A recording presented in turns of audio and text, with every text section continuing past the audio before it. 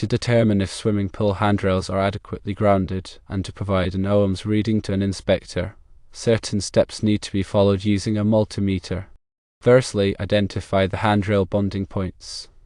Locate where the handrails connect to the pool equipment or grounding system.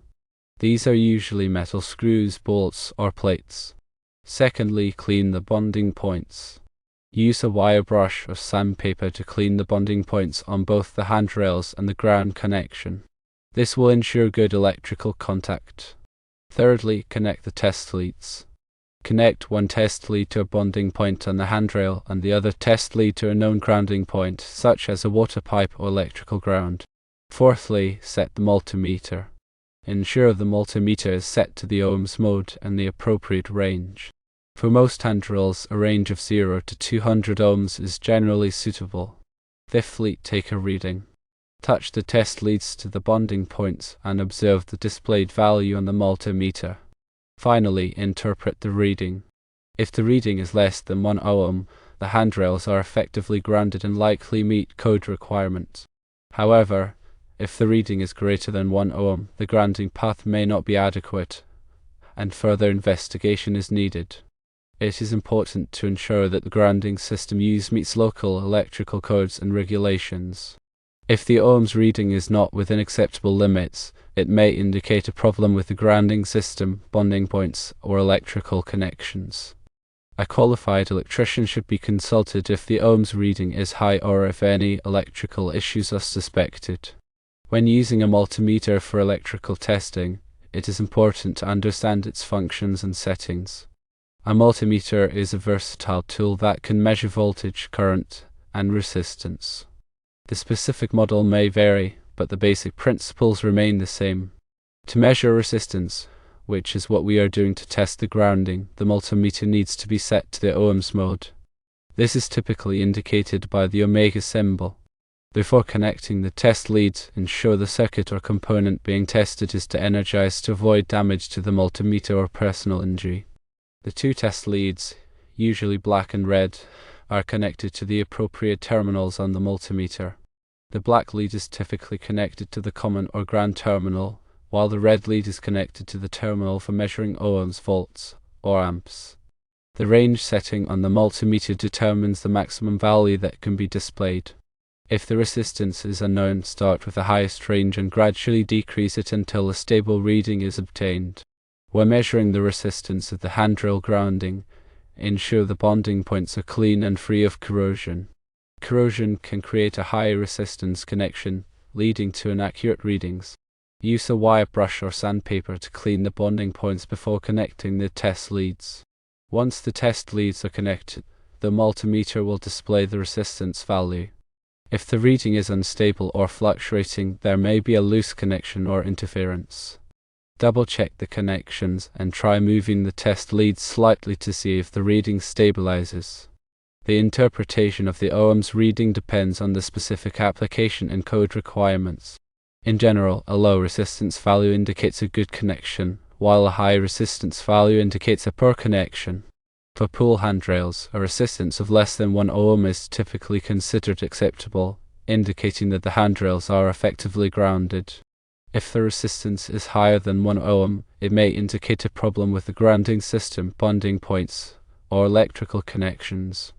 In such cases, it is important to investigate further and consult with a qualified electrician to identify and resolve the issue. Electrical codes and regulations vary by location, so it is important to be familiar with the specific requirements in the area. These codes specify the minimum grounding requirements for swimming pools and other electrical equipment.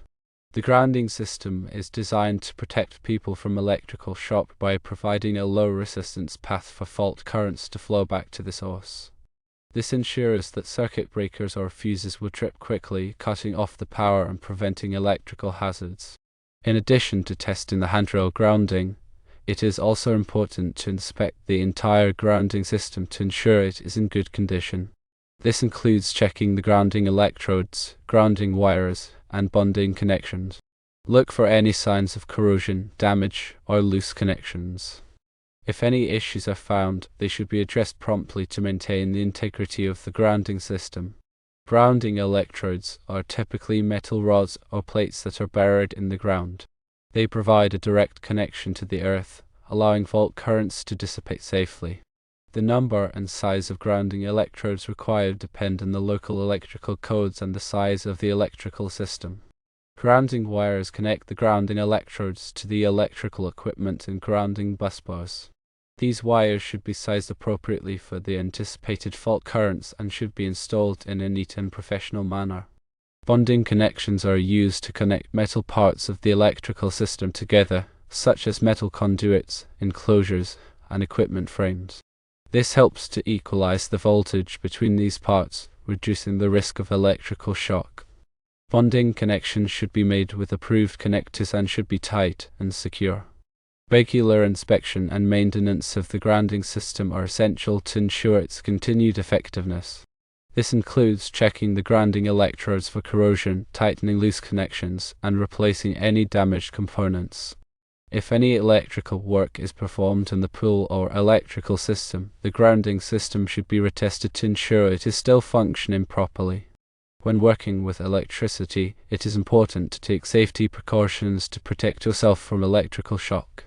Always energize the circuit before working on it and use insulated tools and equipment.